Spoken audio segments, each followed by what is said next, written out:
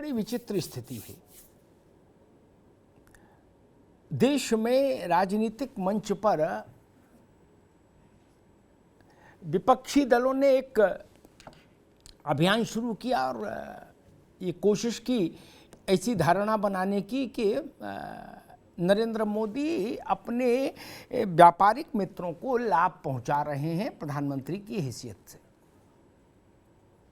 और अडानी को के मामले में जेपीसी बने और इसको लेकर संसद में एक भारी गतिरोध कायम हो गया।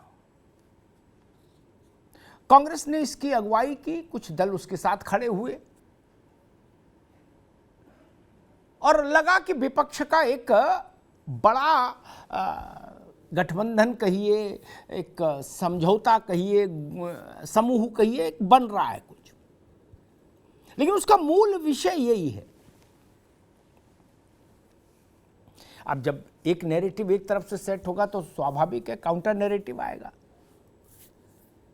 तो प्रधानमंत्री नरेंद्र मोदी मैदान में आए और उन्होंने कहा कि जितने एकजुट होते दिख रहे हैं ये सब भ्रष्टाचारी हैं जो एक दूसरे से जुड़ रहे हैं अपनी अपनी रक्षा के लिए। उन्होंने कहा ये भ्रष्टाचारियों का जमावड़ा है, गठबंधन है, समझौता है। जैसे जैसे भ्रष्टाचार पर चोट हुई वैसे वैसे ये एक तथाकथित एकता बढ़ती गई। और मोदी कह रहे हम रुकेंगे नहीं, भ्रष्टाचार के खिलाफ जो अभियान जारी है, ईडी, सीबीआई, इनकम टैक्स, वो और तेज होगा, धीमा तो छोड़िए। और विपक्षी यहां से लेकर सुप्रीम कोर्ट तक क्या कह रहे कि भाई इसे बंद करो। खड़गे साहब से लेकर राहुल गांधी तक, अरविंद केजरीवाल तक, सबका यही है कि भाई ये ईडी, सीबीआई, इनकम टैक्स का इतना बवाल क्यों है, अब वो भी विपक्ष के नेताओं के खिलाफ क्यों है। तो नरेंद्र मोदी ने उसका उत्तर दे दिया कल सार्वजनिक मंच से कि अभी जितनी स्पीड है उससे और ज्यादा स्पीड में अभियान चलेगा। मामला 5 वैसे सुप्रीम कोर्ट में है, ईडी, सीबीआई, इनकम टैक्स वाला 5 तारीख को सुनवाई है। लेकिन प्रधानमंत्री ने अपने स्तर से क्लियर कर दिया कि ना, अभी तो ट्रेलर है, फिल्म अभी बाकी है। अब बाप रे बाप, जब ट्रेलर इतना खतरनाक है तो फिल्म कैसी होगी। राम से ब्रदर्स वाली जैसी फिल्म का भय दिखा दिया मोदी ने। लेकिन सबसे बड़ा प्रश्न मालूम क्या है, नैरेटिव कोई भी अपने ढंग से उछाल सकता है, कोई पार्टी, कोई नेता, कोई संगठन, लेकिन अंततः विजय उसका वर्ण करती है जिसके धारणा को, जिसके वक्तव्य को जनता सच माने और जनता स्वीकार करे। अडानी की कंपनी में किसने पैसा लगाया, अडानी ने कहां पैसा लगाया, किसने किसको लाभ दिया, ये वर्जन एक कांग्रेस का और बाकी दलों का है, ठीक है। और मोदी का वर्जन है कि सारे भ्रष्टाचारी इसलिए कष्ट में है कि उनके भ्रष्टाचार पर मैं चोट कर रहा हूं। अब जनता किस पर भरोसा करेगी, राहुल गांधी पर या नरेंद्र मोदी पर, केजरीवाल पर या मोदी पर, ममता बनर्जी या मोदी पर? यह बड़ा सवाल है। तेजस्वी यादव या नरेंद्र मोदी के कहे पर भरोसा करेगी या नरेंद्र मोदी के कहे पर भरोसा करेगी? यही प्रश्न 2024 के चुनावी महासमर का परिणाम लिखेगा कि देश को भरोसा किस पर। और देश का भरोसा पाना सहज नहीं है, सरल नहीं है। यह सबसे कठिनतम कामों में से एक है कि देश आप पर भरोसा करे, आपके कहे पर भरोसा करे। बहुत कम राजनेता इस स्तर के हुए हैं जिनके कहे पर देश ने भरोसा किया हो, अन्यथा अधिकांश के कहे पर देश भरोसा नहीं करता। अब भ्रष्टाचारी एकजुट हो रहे हैं, ये नैरेटिव देश को समझ आएगा, या ये नैरेटिव समझ में आएगा कि नरेंद्र मोदी ईडी सीबीआई का दुरुपयोग करके विपक्ष को ख़त्म करना चाहते हैं और गौतम अडानी जैसे व्यापारियों को लाभ पहुंचा रहे हैं। ये दो ही चीजें हैं।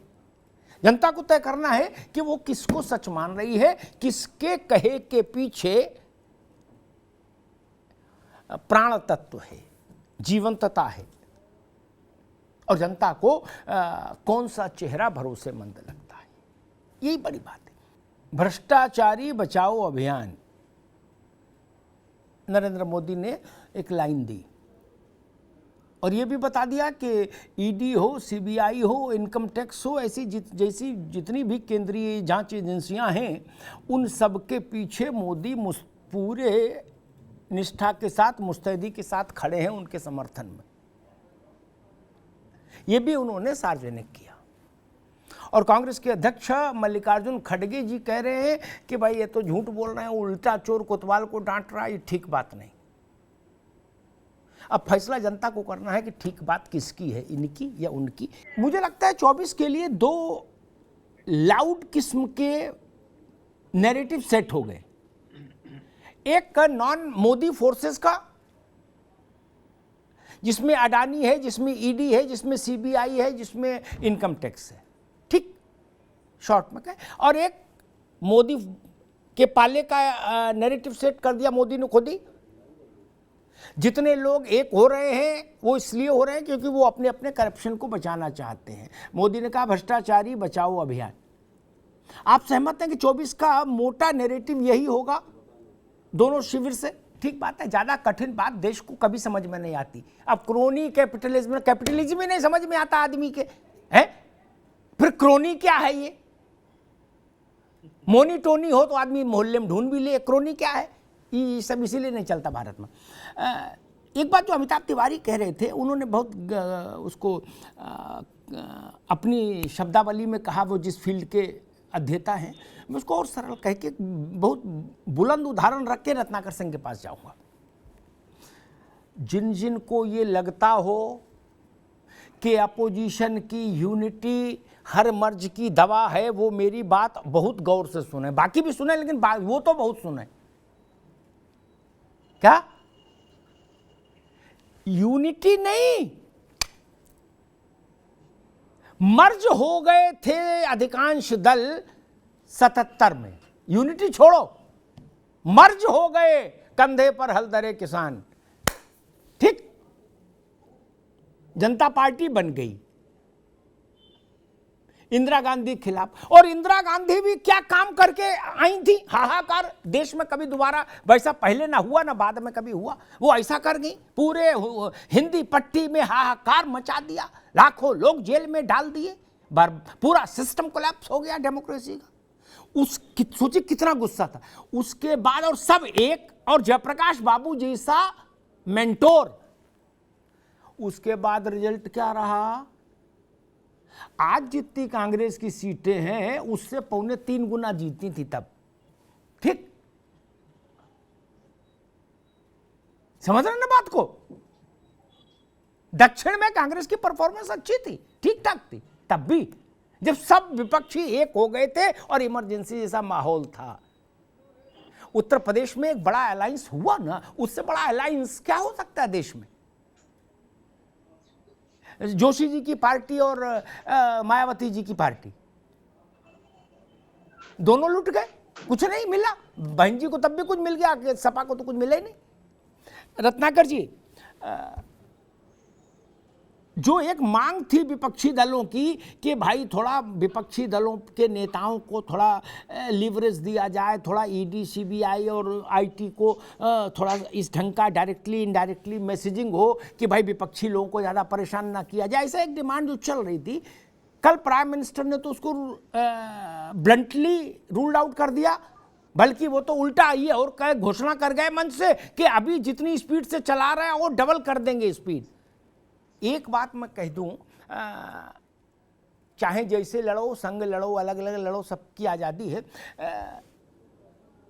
मैं एक उदाहरण देता हूं जो बिल्कुल सरलतम उदाहरण है और ग्रास रूट लेवल तक समझ में आ जाएगा, उसमें असहमत होने के लिए स्कोप ही नहीं बचेगा।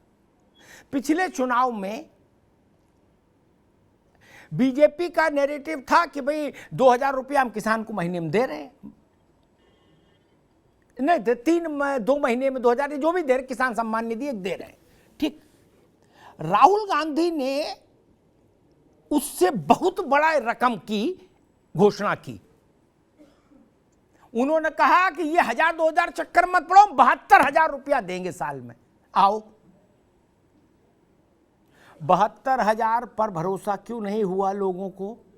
72,000 बहुत बड़ी रकम थी हिंदुस्तान के लिए। 72,000 वाले को वोट नहीं दिया उनने। मतलब जिसने कहा हमको चुनो हम काजू देंगे, उसको नहीं चुना, मूंगफली वाले को चुन लिया।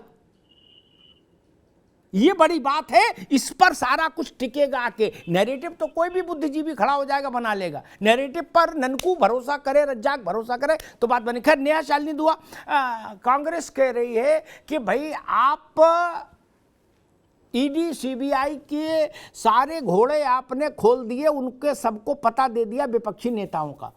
100 में 95 इन्हीं के यहाँ धरपकड़ हो रही है। इसी के चलते ये लोग सुप्रीम कोर्ट भी गए कि चलो वहीं से कुछ रास्ता निकले। भाई हाहाकारी सीन बना दिया आपने जी। तो वो ये कह रहे कि आप अपने लोगों के यहाँ के पते भी क्यों नहीं देते ईडी सीबीआई को कि भाई थोड़ा थोड़ा उधर भी चलता रहे कार्यक्रम। भाई ये ठीक है, पढ़ी लिखी मार्कशीट सबकी देखो है, लेकिन अब अरविंद जी बहुत पढ़े लिखे आदमी हैं। वो तो उसमें राजस्व सेवा में रहे अधिकारी, आईआईटी से पढ़े हैं, तब भी उनने कलम नहीं रखी कभी अपने पास। कुछ लिखने पढ़ना नहीं, कहीं तो लिखो पढ़ो कुछ भैया कागज पे, ताकि हम भी जाने कि क्या योग्यता है।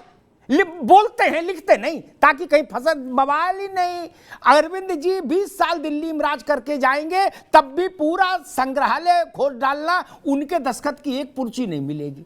बोलो सियावर रामचंद्र की जय। क्या सोमनाथ भारती की मिलेगी, रामनाथ भारती की मिलेगी, मनीष की मिलेगी, वो क्या नाम सत्येंद्र की मिलेगी, महेंद्र की मिलेगी, भैया की नहीं मिलेगी पर्ची।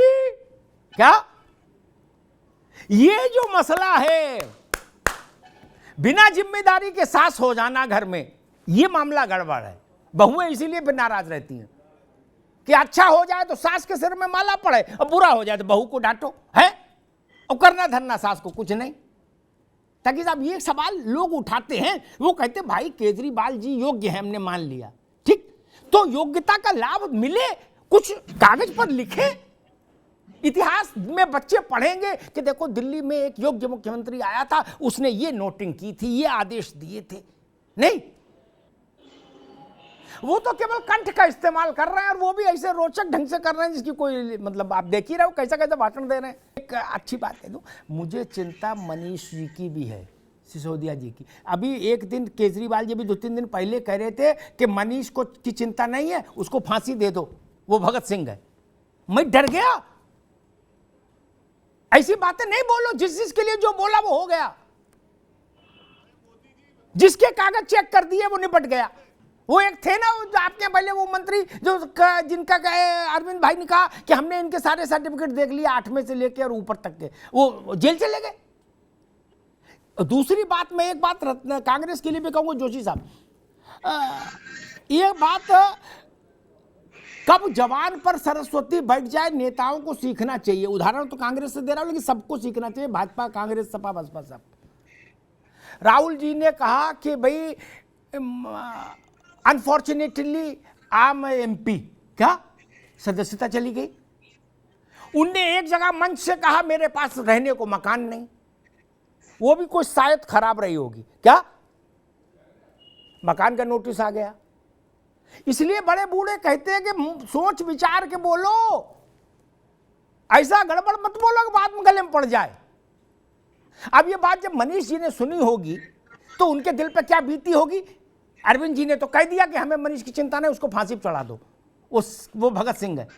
भैया दूसरे को भगत सिंह बताना सरल है तकी साहब, जिसको भगत सिंह बनाते हो वो तो अपनी गर्दन छू के देखने लगता है कि ऐसा ना हो फांसी लटका दे हमको। इसलिए जबरिया सती नहीं करते किसी को, अब सती प्रथा कानून पर रोक लग चुकी है। खैर, भुवन भास्कर जोशी जी, सारे दल, विपक्षी दलों का एकजुट होने का जो प्रक्रिया शुरू हुई है, वो उसके पीछे के कारण और उस पर प्रधान मोदी का अटैक, आप किस रूप से देखते हैं? एक और उत्तर प्रदेश में अगर सपा बसपा नहीं मिलते तो फिर किसी विपक्षी एकता का कोई मतलब है?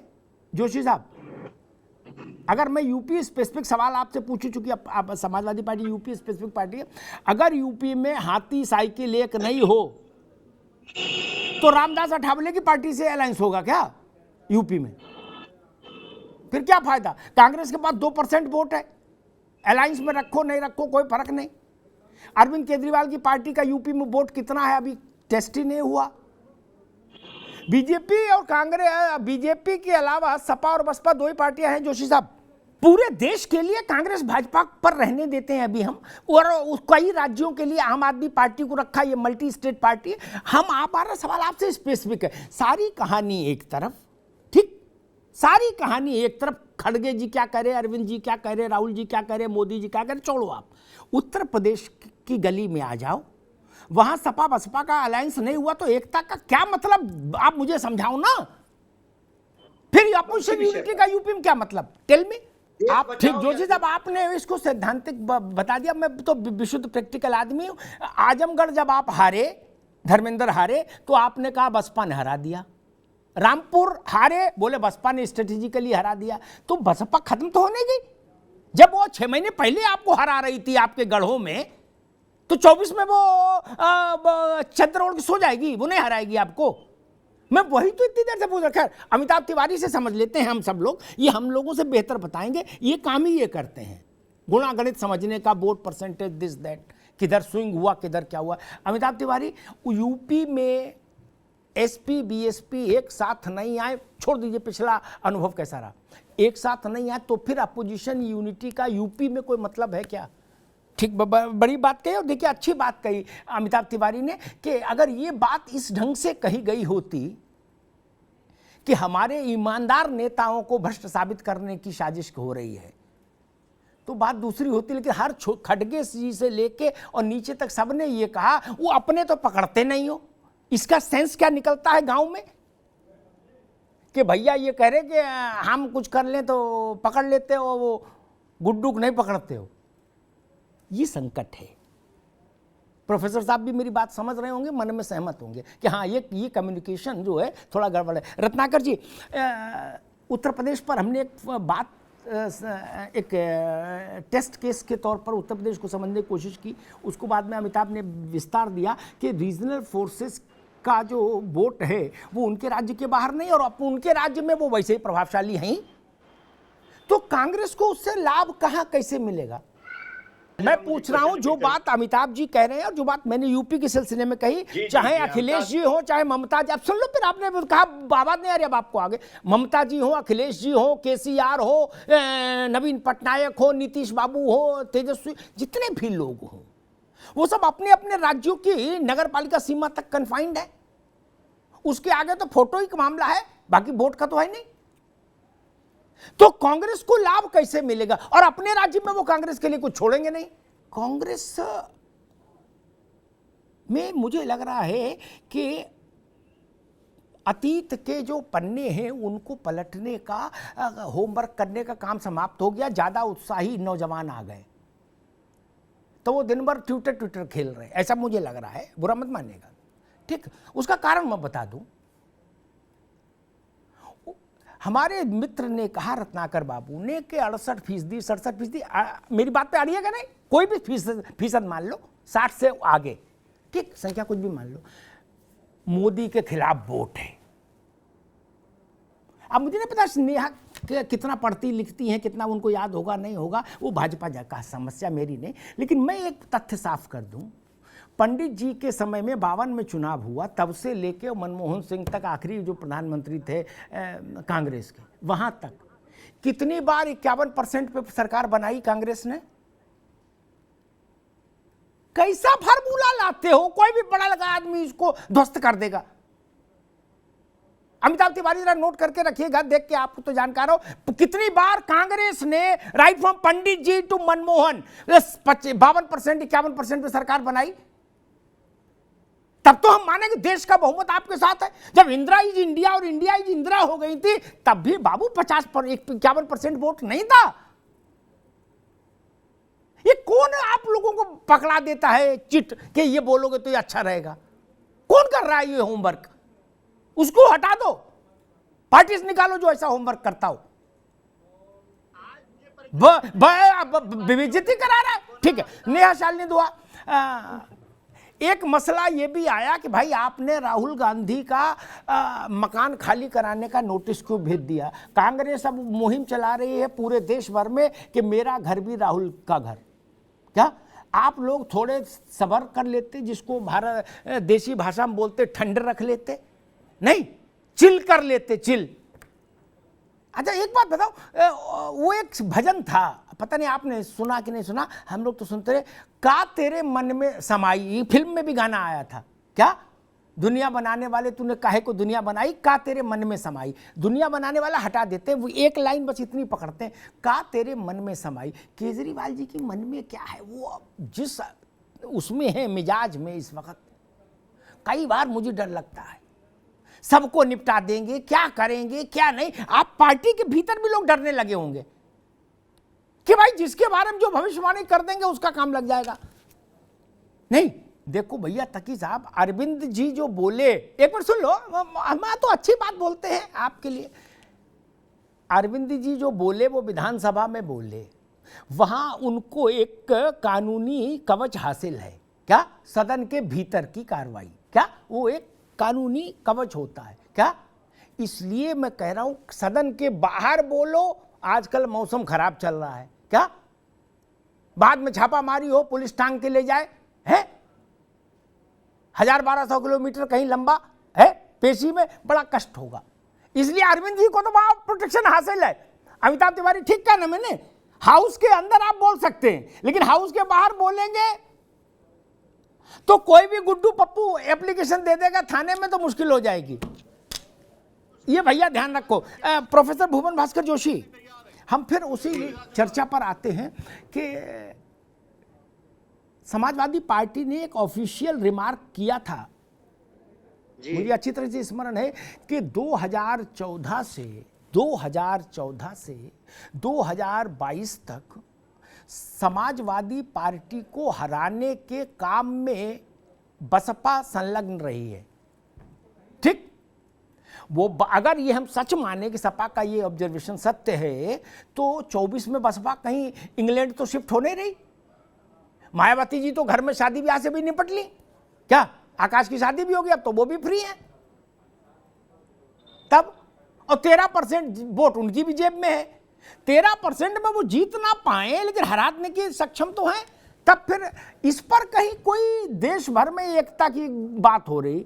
उत्तर प्रदेश में जहाँ सबसे जरूरी वहां मैं कुछ देख नहीं रहा। एक मैंने देखा, एक चुनाव में, मैं वर्ष बोल रहा, एक चुनाव में मैं गया, तब ये नीतीश भाजपा साथ थे शायद, हाँ, तो उसमें राहुल जी आए हुए थे जिस दिन मैं वहां था, रिपोर्टिंग करने गया था।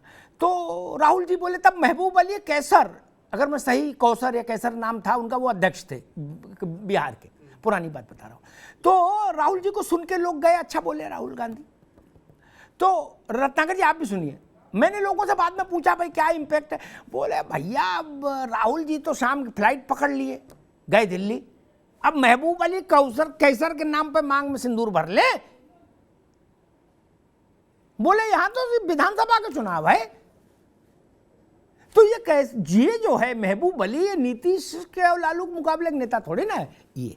वैसे ही इसको हम उलट दें, अमिताभ तिवारी, क्या ये धारणा भी प्रिवेल करेगी? आपका अनुभव क्या कहता है कि ममता जी अच्छी हैं अपने राज्य में, केसीआर प्रभावी हैं अपने राज्य में, अरविंद केजरीवाल प्रभावी हैं दिल्ली में, लेकिन वहां का मतदाता ये भी सोचेगा कि इनको सारे सीट भी दे दें, 5 दिल्ली की, तो भी प्रधानमंत्री नहीं हो सकते, या केसीआर को 10 सीट दे दे तो भी प्रधानमंत्री नहीं हो सकते। क्या ये चीज आपको लगता है कि वोटिंग के समय डिसाइसिव होगी? एक बड़ी चीज ये है कि भाई कोई भी रीजनल पार्टी इतनी उदार नहीं हो सकती, मेरा अनुभव कहता है। क्या? क्योंकि टेलीविजन और अखबार के अलावा भी नेताओं के साथ संवाद रहता है, सत्संग रहता है, इसलिए जानता हूं कि वो जो बात अमिताभ तिवारी कह रहे कि भाई लोकसभा में कांग्रेस को वोट दो, ना ना, ममता बनर्जी बंगाल में पूरी ताकत से लोकसभा भी लड़ना चाहेंगी, विधानसभा तो लड़ेंगी लड़ेंगी, अखिलेश यादव भी यही करेंगे, केसीआर भी यही करेंगे। तो फिर कांग्रेस की मोटरसाइकिल कहां से घुसेगी उस जाम, ट्रैफिक जाम में? मैं समझना चाह रहा हूं। अगर मैं सही याद कर पा रहा हूं, जिन राज्यों में भाजपा और कांग्रेस की सीधी टक्कर हुई लोकसभा में, मेरे शब्द ध्यान से सुनिएगा, मैं कोई कागज नहीं रखता हूं, अंदाज से बोल रहा हूं, लेकिन मुझे भरोसा है कि मेरी स्मृति कुछ कुछ ठीक है। उनमें से अधिकांश राज्यों में भाजपा ने लगभग 50% या उससे ज्यादा का वोट पाया। यह भी ध्यान रखिए, जो कह रहे हैं ना कि कई राज्यों में भाजपा से हमारी सीधी टक्कर है, वहां तो भाजपा ने सुपड़े साफ कर दिया। राजस्थान, गुजरात, मध्य प्रदेश, छत्तीसगढ़, जहां सीधे भाजपा वर्सेस कांग्रेस है, कोई रीजनल फोर्स नहीं, वहां तो आप 50% से ऊपर है लोकसभा में वोट शेयर। ये और खतरे की घंटी है भैया, जहां कम से कम कोई रीजनल फोर्स अपनी टांग फंसाए है, वहां कुछ तो है। वहां भाजपा 35, 36, 37, 38% के बीच में आ जाती है। नेहा शालिनी दुआ, मुझे लगता है कि आपकी मदद ये तब ज्यादा होती जब विपक्ष के 2-3 खेमे मैदान में रहते। क्या बीजेपी को अब ये लग रहा है कि नहीं, ये ईडी और राहुल गांधी की सदस्यता और सीबीआई और इनकम टैक्स और मनीष सिसोदिया और दिस दैट सब मिलके अब विपक्षी एकता हो जाएगी, टाइम बिंग ही हो, लेकिन हो जाएगी, क्योंकि यूनाइटेड अपोजिशन भाजपा की संभावनाओं को खत्म नहीं करता, लेकिन उनका वॉल्यूम घटा देता है। नई बात देखो, 2014 में कांग्रेस को 12 करोड़ वोट मिला और 19 में भी 12 मिला, ठीक, और लेकिन 20 करोड़ वोट 19 में ज्यादा कास्ट हुआ, बढ़ गया, लिखत पढ़त में नहीं, मैं मतदाता सूची की बात नहीं कर रहा, ज्यादा पड़ा बैलेट में, ईवीएम में, यानी 20 करोड़ लोगों ने अतिरिक्त वोट डाला इन कंपेरिजन टू 2014, लेकिन आपको खाते में 12 करोड़ आए। ये वैसे ही हो गया कि पूरे घर में रसगुल्ले बटे, लगातार बटते रहे महीने भर तक, लेकिन आपके हमारे कटोरे में जो 2 पहले दिन मिले वही बचे आए। ये मसला है, इसको सरल करके समझिए, ये चिंता का विषय है। ये 20 करोड़ नए वोटर बने ना, इन्होंने इंदिरा गांधी नहीं देखी, ये राहुल गांधी की पीढ़ी के वोटर हैं 20 करोड़ नए जो बने, और अब की फिर 20 बढ़ जाएंगे। तब ये देखना होगा, केवल कहने से नहीं होगा। और किसी को भी भारत में एक चीज खराबी में भी अच्छाई है लोकतंत्र के हिसाब से। ताकि साहब, बड़ी गहरी बात, केजरीवाल को लोग समझते थे कि केजरीवाल कुछ नहीं है, हैं? दिल्ली में तुक्का लग गया, लोकतंत्र की बलिहारी, पंजाब जिता दिया। अब वो चलाए कैसा वो जाने, हैं? लेकिन जिता तो दिया। ये भारत में जो बार बार चुनाव होते रहते हैं ना रत्नाकर जी, ये नेताओं का, पार्टियों का दिमाग ठीक में ग्रीसिंग करते रहते हैं। ये चुनाव क्या ग्रीसिंग, ताकि जमीन पर रहें, वरना नेता बहुत जल्दी उड़ने लगता है। वो कहता अहम ब्रह्मास्मि, मैं ही ब्रह्मा हूं। अभी 24 तो दूर है, एक की घोषणा आज ही हो गई, 10 मई को ठप्पा लगेगा कर्नाटक में। कुछ वहां से समझ में आएगा कि सिद्धरमैया की चली कि येदियुरप्पा की चली। उसके बाद मध्य प्रदेश, छत्तीसगढ़, राजस्थान, ये जो आपके बगल में बैठे हैं सैयद मोहम्मद तकी, इन 4 राज्यों के लिए इन्हीं की पार्टी बहुत है। परिणाम हम देख ही रहे, दूर से अंदाज लगा ही रहे। विधानसभा में वो क्या बोल रहे हैं मोदी जी के लिए, उससे आपका कोई लाभ नहीं होगा रत्नाकर बाबू। ये मध्य प्रदेश में जाके अगर चुनाव लड़ जाएंगे तो कुंडा करा देंगे। क्या ये मोदी जी को लाख गाली दें और भी ज्यादा देने लगे। ये आपको इनसे ये कहना चाहिए कि भैया मोदी जी को आप कतई मत कुछ कहो, लेकिन चुनाव मत लड़ो मध्य प्रदेश में हमारे खिलाफ, राजस्थान में। अगर ये डील हो जाए जोशी जी तो विपक्षी एकता का कोई मतलब है क्या? अन्यथा कोई मतलब नहीं। ताजा ताजा छत्तीसगढ़, मध्य प्रदेश, राजस्थान का चुनाव होके चुका होगा, तब लोकसभा का नगाड़ा बजेगा। ताजा ताजा एक्सीडेंट हो जाए तो दोबारा सफर में निकलने की हिम्मत कहां बचती है, बताओ? वहां विधानसभा में भाजपा और कांग्रेस के बीच में मार्जिन ज्यादा नहीं है।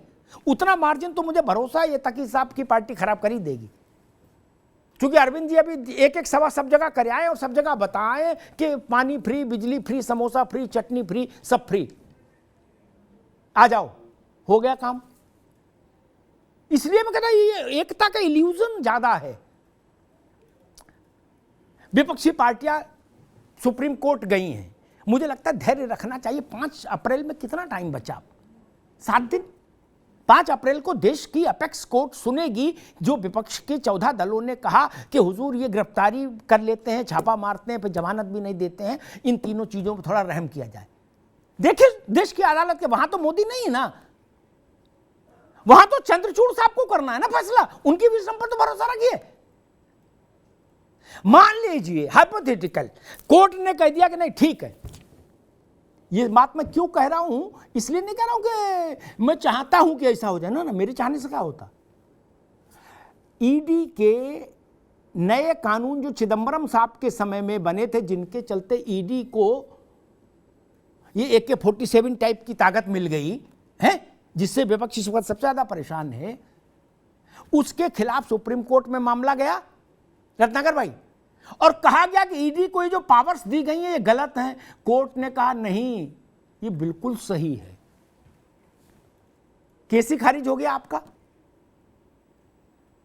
और सबसे बड़ी बात, हम लोगों को याद है जोशी साहब 19 के इलेक्शन में हम सपा और बसपा के नेताओं के साथ कागज पेन लेकर जब जोड़ते थे सीटें उत्तर प्रदेश में, रत्नाकर भाई, क्या तो 65 से कम नहीं आती थी, किसी एंगल से जोड़ लो, क्या वो गणित थी। बाद में हमको समझ आया कि चुनाव मैथमेटिक्स नहीं, वो केमिस्ट्री है। क्या 65 से 15, 5 इनकी 10 बहन जी की, 50 सीटें गायब हो गई। किसी सूरत से जोड़ने के बाद भी 65 सीटें इनके खाते में जा रही थी। तब हमको समझ में आया कि चुनाव केमिस्ट्री है। अंत में एक बात कहूंगा, क्या इस पर चिंतन नहीं होना चाहिए? पंजाब में कांग्रेस ने, भाजपा ने, अकाली ने, सबने अपने अपने वादे किए और आम आदमी ने भी किए। एक मौका देना नू केजरीवाल नू, क्या बाकी जनता ने केजरीवाल भरोसा किया ना, बाकी की बात पर नहीं किया। वैसे ही देश में कहां 6,000 रुपया, नेहा ने करेक्ट किया था मुझे, 6,000 रुपया किसान का, और कहां बार छंग 72, बोले 72 ले 6 गुना ज्यादा। क्या छोटा ऑफर था, 2 दुकानें हो अगल बगल, एक में 10 रुपए का एक समोसा मिल रहा हो और दूसरा का 10 रुपए में 10 समोसे, और उस 10 रुपए में 10 समोसे वाली की दुकान खाली हो, तो इसका क्या मतलब समझेंगे? कि लोगों को भरोसा नहीं कि इसका समोसा ठीक होगा। लोग मानते हैं इसका समोसा खाओगे तो डायरिया हो जाएगा, लूज मोशन हो जाएंगे, है ना? वरना आप मुझे बता दो भाई, गंगा में खड़े होके बता दो कि कैसे संभव 72,000 रुपए का लालच क्यों नहीं लोगों के मन में आएगा? जोशी जी गलत तो नहीं कह रहा, 72,000 रुपए मान्य रखता है हिंदुस्तान में आज भी। अभी क्यों नहीं पूरा टूट पड़ना था, ईवीएम हरा के लोग बटन दबाते हाथ के पंजे पे, बोले भैया राहुल जी जिताओ 72 मिलेगा। नहीं, ऐसा तो नहीं कि सब लोग बीतरागी हैं वोटर, बैरागी संप्रदाय से थे, जूना अखाड़े से भी नहीं थे, क्या कि निर्मोही थे?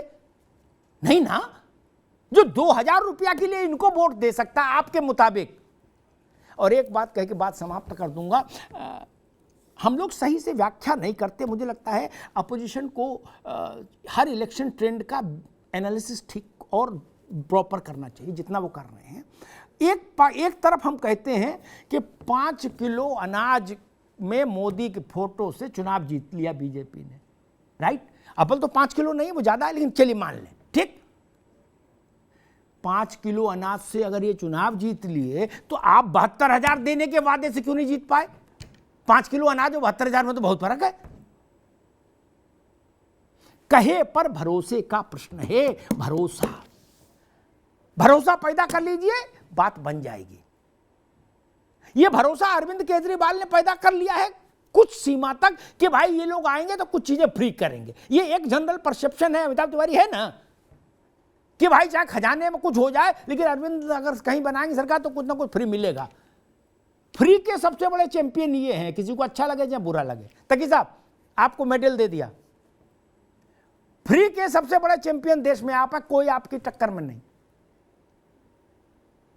तो है ना, अच्छा लगे या बुरा लगे, हैं। गुजरात में वो कांग्रेस का खेल इसी में तो खराब कर रहे थे। इसलिए बड़ा प्रश्न है, देश किसकी बात पर भरोसा कर रहा है। ब्रॉडर पिक्चर में 2 चेहरे लड़ेंगे। लोकसभा का चुनाव है, विधानसभा का नहीं कि ममता जी वर्सेस मोदी हो जाए, नहीं। Rahul Gandhi versus Narendra Modi versus Rahul Gandhi. अब ये तय करिए इनमें से किसके कंठ पर देश को भरोसा ज्यादा है। जिसके कंठ पर ज्यादा भरोसा होगा उसी के नाम पर वोट पड़ेगा।